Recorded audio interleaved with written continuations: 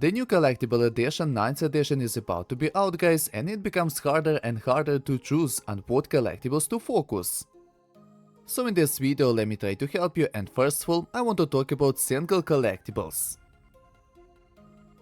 As you know, each collectible not counting green and blue buffs a certain equipment or skill. For example, this one buffs Precision Device or Destroyer.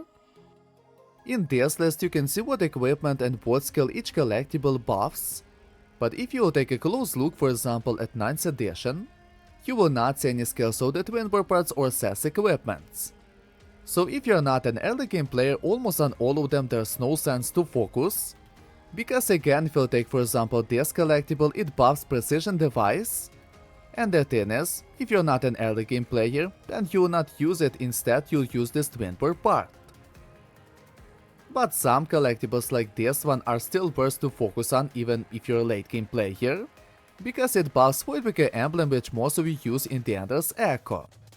So if to talk about single collectibles, on most of them I would not even look at, because sooner or later you just will not be using the skills equipments they buff, only if you are exception like for Voidbreaker emblem. As to me the best option, again if to talk about single collectibles, is to go to 3 stars as they give increase in crit rate or crit damage. I would focus more on collectible sets for the Twin Bar parts, SS equipments and Xenopets. Special for this video I made this list on which you can see all these sets with the most important buffs. As always, in good quality, you can download from my Discord server, the link on which you'll find in comments. So these sets are more for late game players because logically you need to have Twin Bar parts, SS equipments and Xenopets. But the list is also good for early game players because you can see on what collectibles it's better to focus. For example, we can see that Legend collectible that buffs Precision Device also needed for this set. So focusing on this collectible in early game is a good idea. As you know, Destroyer always deals the highest damage. If to talk about sets, as to me the first to go must be for SAS boots. Make these collectibles 3 yellow stars to get plus 10% to shield damage for each stack. As a result, if you have them at least Eternal 1, then you'll have plus 50% to shield damage.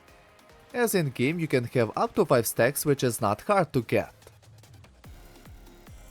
Then, I would focus on Drone because as I said it deals the highest damage. I would go to 10 yellow and to 10 red stars, as in this set we have epic collectibles, it should not be a big problem. The next set on what to focus I would say is more situationally and more up to you. Because for example the drill mode is better in the Ender's Echo while bracket mode is better in the Lunar Mine Expedition. Basically, you need to decide. Also a factor is the amount of collectibles you have. When you'll be choosing a set you want to focus on, also pay attention in case with gears, pay attention to SL Forge level. For example, in case with SS armor the first buff applies to Eternal 5 skill, which means if you don't have it Eternal 5, then this buff is useless. Besides collectible sets we also have custom collection sets. So far we have 3, from which you can get a great increase in attack, and not only. In this damage calculator I found a good recommendation in what order it is better to upgrade your collectibles. So if it's hard for you to decide if to go for the custom collections or for collectibles, I hope it will help you. Okay guys, that's all about collectibles. I hope that this video also will help you. In comments tell me what you think about the limited collectibles. Subscribe to my channel, and would be great if you would like this video, because it helps me to make more content for you.